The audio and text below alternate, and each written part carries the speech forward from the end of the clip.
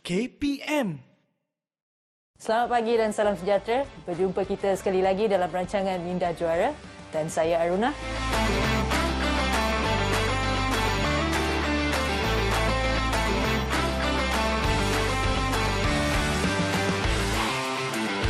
Jom kita ke episod hari ini.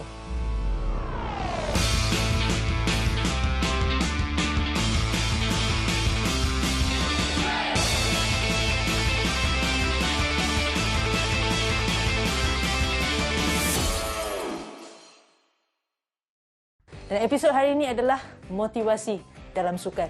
Biasa tak dengar tajuk ni sebenarnya? Selalu kan kita sebagai seorang atlet ataupun seorang ahli sukan ke dekat sekolah ke dekat area-area mana pun, kita akan sentiasa dengar benda ni. Tak ada motivasi lah budak-budak saya ni. Tak bermotivate langsung nak buat sesuatu aktiviti dan sebagainya. Coach kita akan selalu cakap dengan kita, team manager mungkin kita akan cakap dengan kita, even penonton-penonton pun akan cakap dengan kita sebenarnya. Betul tak? Dan terutamanya time-time pandemik ni kan, bila duduk kat rumah kan, ada tak motivasi? Ini adalah satu topik yang selalu kita akan dengar. Tak ada motivation lah nak buat aktiviti. Coach bagi training ni, terutamanya mereka-mereka daripada sekolah sukan. Kan dulu kita training kat padang. Kita pergi sekolah, kita balik, lepas tu kita training kat padang ataupun kita training kat court. Penuh je kita punya jadual harian kita. Tapi tiba-tiba bila dah duduk kat rumah ni, macam tak kena. Serba tak kena. Kalau saya ingat balik lah, dulu bila saya ada kat sekolah sukan dulu, hari-hari pagi kena training. Bila satu hari pagi tak training, pergi kelas, memang confirm tidur. Sebab kita dah biasa aktifkan diri kita kan. Biasa kita dah berasa cergas dekat pagi tu. Tapi bila kita tak membuat aktiviti-aktiviti yang patut kita buat pada pagi tu, terus kita rasa lesu, tak bermaya dan sebagainya. Apa dia motivasi sebenarnya? Apa yang menyebabkan kita rasa nak bermotivasi untuk berbuat sesuatu? Terutama dalam sukan. Yang pertama sekali adalah, seronok tak bila kita buat sesuatu? Tanya balik dengan diri adik-adik. Kenapa adik nak melibatkan diri dalam sukan sebenarnya? Kenapa nak main bola? Kenapa nak main hoki? Kenapa nak main badminton? Padahal pagi, petang, siang, malam kena training, penat dan sebagainya. Kan tak cukup masa untuk rehat, terkejar sana, terkejar sini, tak dapat nak lepak dengan kawan-kawan. Tapi apa yang menyebabkan kita nak bermotivasi ni? Motivasi dalam sukan ni ada 3 perkara je. Selalunya kita nak buat sesuatu aktiviti atau kita nak melibatkan diri kita dalam sukan. Yang pertama sekali adalah kita nak rasa seronok. Kan betul tak? Kita seronok sebab kita sebagai seorang ahli sukan. Kan kita seronok sebab kita seorang atlet. So kita nak buat benda tu. Yang kedua adalah kita nak dapatkan ganjaran. Betul tak? Bila kita melibatkan diri kita dalam sukan ni, apa akan terjadi? Orang akan puji kita, pandailah awak main, teralah awak akan ada fanbase kan. Ramai sekarang ada IG follower kan. Betul tak? Bila IG follower kata, best lah kakak ni main, best lah atlet ni, kita ada idola dan sebagainya. Bila kita rasa nak buat itu adalah untuk ganjaran, kita nak teruskan aktiviti tu. Bila motivasi tu akan datang, bila kita rasa seronok, kita nak teruskan buat aktiviti tu kerana ada ganjaran. Dan mungkin juga ada kalanya kita nak buat aktiviti tu, kita bermotivasi supaya kita tak nak didenda. Contohnya, sekarang mungkin saya faham ramai adik-adik daripada sekolah sukan ni terutamanya, coach-coach akan buat online training. Betul tak? Kita dalam screen. So kita tak nak ramai atlet-atlet saya juga menghantar video diorang dalam WhatsApp untuk menyatakan yang mereka pun buat aktiviti. Banyak yang menggunakan smartwatch untuk nak tahu berapa banyak you lari hari ni, untuk berapa banyak you buat aktiviti dan sebagainya, sebab everything boleh recorded. Betul tak? So ini mungkin salah satu motivasi kita untuk tidak mahu didenda. Tapi motivasi yang paling yang kita hilang sekarang adalah kita tak ada support daripada kawan-kawan. Betul tak adik-adik? Kan kita dekat rumah, kita bukan dalam norma yang biasa. So bila kita bukan dalam norma yang biasa, terutamanya kita akan rasa down. Kita rasa tak ada motivasi dan kita rasa kita asyik buat benda yang sama. Betul tak? So untuk hari ini kita nak lebih belajar macam mana kita nak memastikan kita ada motivasi dalam sukan ni dan berterusan.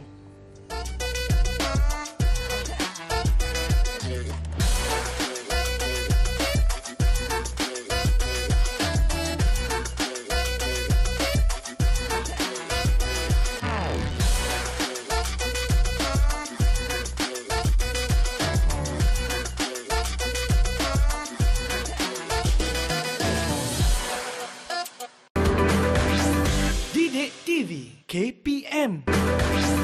Didik TV KPM.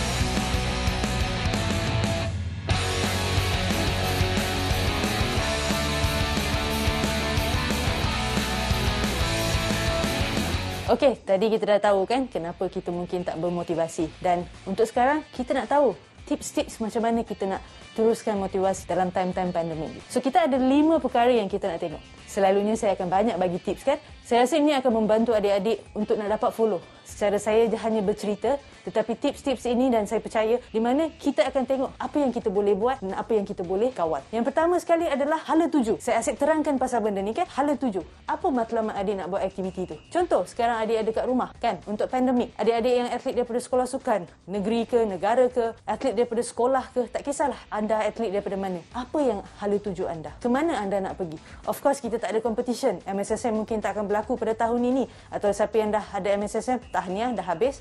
Tapi MSSM mungkin tak akan berlaku, kejohanan-kejohanan sekolah mungkin tak berlaku dan sebagainya. Tapi apa hala tuju kita? Balik kepada basic. Mungkin time ini kita nak gunakan untuk meningkatkan tahap fizikal kita. Kita nak gunakan time ni untuk meningkatkan tahap kecergasan minda kita juga. Alright? Yang pertama, hala tuju. Yang kedua adalah di mana intensity. Kita nak tengok intensity training tu. Betul tak? Bila kita rasa nak bermotivasi, maksudnya intensity training tu kena mencukupi. Kalau setakat hanya buat 10 push up, 10 sit up, rasa cukup tak intensity adik tu? Kalau adik memang boleh buat 30, 40, tiba-tiba intensity untuk latihan tu sangat kurang. Alah, sekadar buat sahaja. Maksudnya automatik adik tak akan ada motivasi. Sebab apa? Benda tu tak mencabar pun. Tak menyeronokkan pun. Yang ketiga adalah kegigihan kita. Kenapa kita nak buat benda tu? Betul tak? Asyik-asyik kita asyik tanya, kenapa kita nak buat benda ni? Kenapa kita nak buat aktiviti ni? Contohnya, tanya dengan diri sendiri. Maksudnya kita nak pasti gigih buat aktiviti tu. Kita nak konsisten buat aktiviti tu. Alright? Dan yang keempat adalah tindakan berterusan untuk bermotivasi. Jangan buat hari ni, esok tak buat, lusa buat balik. Tulat tak buat, contohnya. Sentiasa kena berterusan. Sebab kita nak rasa seronok. Kalau adik rasa seronok buat aktiviti tu, buat. Adik rasa dapat ganjaran, buat. Itu yang penting. Dan yang kelima adalah untuk kita nak menunjukkan prestasi kita. Betul tak? Time-time pandemik ni, inilah waktu terbaik untuk kita nak meningkatkan fitness kita contohnya. Buatlah aktiviti yang di mana kita boleh menggunakan body weight. Betul tak? Tak ada banyak equipment kat rumah, tak ada kawasan untuk nak lari. Kita boleh gunakan body weight kita untuk nak menaikkan fizikal kita. So, rasa seronok tak? Rasa tercabar tak? Mungkin adik-adik rasa bosan. Alamak, asyik kena buat seorang je kan? Apa kata kita video call? Apa kata kita Google Meet? Banyak teknologi sekarang ni kan? Untuk kita bersama-sama dan kita kata, okey, hari ni saya nak challenge 40. Berapa banyak engkau boleh buat? Contohnya kita tanya dengan kawan-kawan. Maksudnya kita nak ada fight sesama sendiri. Betul tak? So, ada 5 perkara yang adik-adik boleh gunakan. Pertama, hala tuju, mesti kena gigih. Yang ketiga adalah intensity. Intensity mesti betul. Kalau dah biasa lari 5 km, tiba-tiba kata hari ni nak lari 2.4. Maksudnya boring lah. Lepas tu yang keempat adalah di mana kita nak berterusan. Macam mana nak meningkatkan prestasi ni. Dan yang kelima adalah macam mana kita nak continuous dengan motivasi ni. So, kita akan back to back buat aktiviti-aktiviti ni. So, 5 perkara untuk kita nak terus bermotivasi dalam sukan.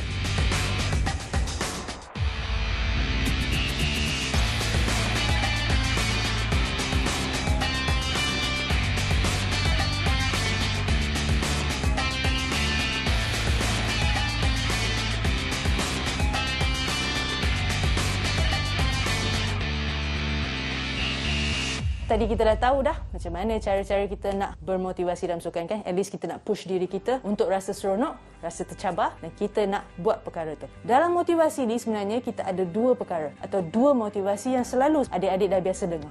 Apa itu sebenarnya? Boleh teka? Yang pertama adalah motivasi extrinsic dan yang kedua adalah motivasi intrinsic. Apa tu extrinsic dan intrinsic? Motivasi extrinsic ni adalah motivasi daripada luaran dan intrinsic adalah motivasi daripada dalaman. Apa tu motivasi dalaman dan luaran? Pernah dengar tak?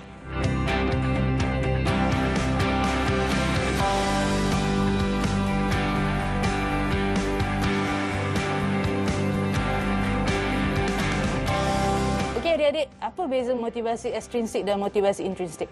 Kalau you tengok kat sini, kalau contohnya motivasi extrinsic, saya ingin hanya memenangi pingat. Salah ke saya nak hanya memenangi pingat? Betul tak kita nak buat benda tu untuk memenangi pingat? Tapi ianya masih berdasarkan secara ganjaran. Kalau tak ada pingat, kita nak main tak? Itu persoalan dia. Sekarang tak ada competition, sebab tu mungkin kita tak ada motivasi untuk nak berlatih. Nampak tak di situ? Kalau contohnya, kalau untuk motivasi intrinsik, kita akan kata, saya nak capai potensi maksimum saya. Di mana saya nak push diri saya. Time-time ni lah saya nak push diri saya. So, maksudnya motivasi ni daripada dalam kita. kita nak buat sesuatu sebab ada kelebihan untuk diri kita. Kita rasa puas. Okey? Yang kedua, kata saya hanya ingin nak menjadi ketua pasukan. Tak nak jadi benda lain. So ini maksudnya secara luaran. Maksudnya kita ada ganjaran yang berlaku di situ. Kita jadi famous, orang tengok kita contohnya. Tapi untuk motivasi intrinsik, you rasa nak seronok ketika bermain. Itu yang penting. So nampak tak perbezaan antara intrinsik dan intrinsik? Dan yang ketiga pula, you tengok, kita sertai dalam kejohanan, kita dapat duit. So of course, time-time pandemik ni, tak ada kejohanan, mungkin kita pun tak dapat imbuhan dan sebagainya. Ini daripada luaran. Dan kita tengok intrinsik pula, saya rasa puas dengan prestasi saya. Nampak tak di situ? Sebab dia nak main untuk diri sendiri. Dan yang keempat adalah, saya hanya ingin bermain di hadapan penonton yang ramai. Penonton yang sikit-sikit tak nak main lah. Contohnya you tengok EPL sekarang. Kan? Diorang main di hadapan tiada penonton. Kalau katalah pemain bola sepak Tur Ulung ni, dia kata, tidak, saya hanya nak main di depan penonton yang ramai. Boleh ke dia nak main sekarang dalam time-time pandemik ni? Susah kan? So ini pun motivasi ekstrinsik. Kalau kita tengok intrinsik pula, saya ingin memberikan penonton rasa seronok dengan permainan saya. Sebab orang datang tengok saya. Saya rasa seronok kalau dia dapat tengok saya, dapat bermain dengan baik. Dan yang terakhir adalah, saya bermain untuk mengelak jurulatih marah dengan saya. Saya nak buat aktiviti online ni sebab apa? Nanti supaya jurulatih tak marah dengan saya. Atau untuk yang motivasi intrinsik ni, saya ingin menguasai kemahiran. Time ni lah saya nak buat betul-betul. Sebab saya boleh menangkitkan kebolehan saya untuk bermain. So adik-adik dah nampak beza motivasi ekstrinsik dengan motivasi intrinsik? So adik-adik tanya dengan diri sendiri, di manakah motivasi adik sekarang ni?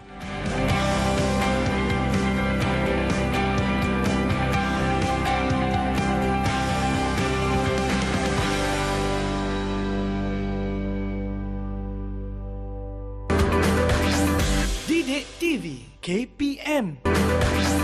Didik TV KPM. Okey adik-adik, kalau kita dah tengok tadi motivasi intrinsik dan ekstrinsik, sekarang kita nak tengok apa lagi yang kita perlu ada untuk kita memastikan yang kita sebenarnya berdaya saing. Kita ada keazaman yang tinggi untuk nak bermotivasi ni sebenarnya. Ada 3 perkara yang kita kena ingat sebenarnya. Pertama adalah autonomi. Adakah kita mengambil tanggungjawab untuk diri kita sendiri? Contohnya, dekat rumah sekarang ni, time-time pandemik, betul tak? Kita coach akan kata, okey hari ni buat larian-larian sekian-sekian. Hari ni buat sekian-sekian exercise. Contohnya dia kata, okey buat burpee, buat push up, buat macam-macam.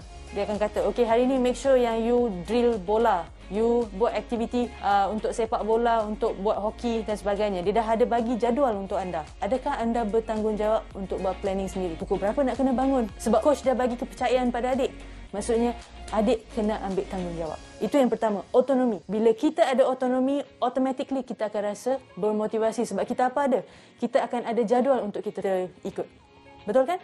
Bila kita dah ada jadual, maksudnya kita kata, okey besok pagi nak bangun, kita kena buat ni dan sebagainya.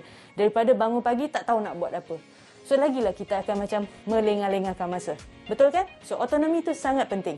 Yang kedua adalah, kita panggil competent. Adakah kita competent enough? Tanya dengan diri kita sendiri.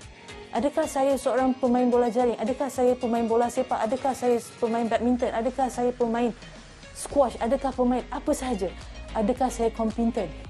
Adakah saya competent untuk nak mengetahui segala skill yang kita ada? Itu yang penting. Alright? Kita nak tahu sama ada kita competent ke tak dalam sukan tu. So, bila kita competent, terutamanya bila kita dah diberikan autonomi, kita dah diberikan kepercayaan, kita bertanggungjawab pada diri kita sendiri. Bila kita competent, automatically kita akan rasa nak buat aktiviti itu. Contohnya, kalau adik-adik memang suka berlari, bila kita ajak berlari, jom 2.4, on, anytime on. Betul tak? Cuba ajak seseorang yang tak suka berlari dan kata, jom pergi jogging petang ni. Apa yang adik-adik akan dengar daripada dia? Malas lah, tak nak lah. Kenapa kena buat benda ni? Boring lah. I macam ada kerja lah. Dia akan memberi banyak alasan. Nampak tak di situ kenapa dia memberi banyak alasan? Kerana dia tak suka benda itu. Dia tak rasa selesa. Dia belum kompeten untuk membuat larian tu sebenarnya. Cuba kita kata berajak seseorang yang pandai main badminton. Dia kata, jom kita pergi main badminton. Dia akan on all the time. Sebab dia tahu, dia menguji tahap skill dia. Dia tahu dia pandai main dan sebagainya. So, kita kena kompeten. Yang pertama, kita kena ambil autonomi. Yang kedua, kita kena kompeten. Yang last sekali adalah kita kena ada relaxedness. Apa tu relaxedness? Maksudnya kita kena berada dalam golongan yang boleh menyupport kita. daripada coach kita, daripada team manager kita, daripada ibu bapa kita, daripada rakan-rakan kita, sebagainya. Ramai di mana yang kita boleh berkongsi pengalaman kita, berkongsi ilmu kita, kita boleh bertanya, kita boleh tanya doubt, kan, kita sangsi, kita tanya dan sebagainya. Kita kena createkan benda ni. Bila ada 3 perkara ni, selain daripada apa yang saya maksudkan tadi, motivasi akan automatically akan naik.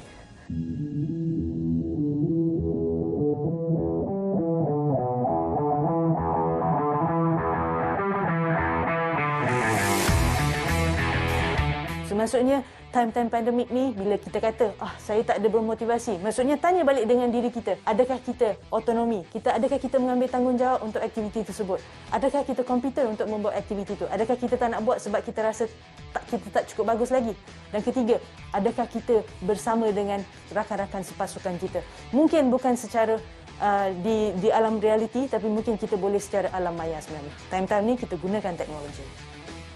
Okey adik-adik, kita dah belajar banyak perkara hari ini. Kita dah tahu apa tu motivasi ekstrinsik dan kita dah tahu apa motivasi intrinsik dan macam mana cara kita nak meneruskan motivasi kita dalam sukan. Ini soalan untuk episod hari ini. Pastikan anda mencari jawapan untuk soalan ini, ya. Nyatakan 2 motivasi yang anda belajar hari ini dan beri 2 contoh yang sesuai untuk diri anda pada ketika ini. Bagaimana anda menggunakan motivasi ini? Adakah secara luaran atau dalaman? Selamat menjawab. Okey adik-adik, saya harap adik-adik dapat belajar banyak perkara daripada kelas hari ini dan saya berharap adik dah boleh bermotivasi untuk diri adik sendiri. Jangan rasa leka lagi, ya. Dan untuk hari ini, tajuk kita adalah motivasi dalam sukan dan semoga kita berjumpa lagi dalam episod akan datang. Sentiasa ingat, berfikir, berlatih dan berjuang. Sehingga situ, saya Aruna dan ini Minda Juara.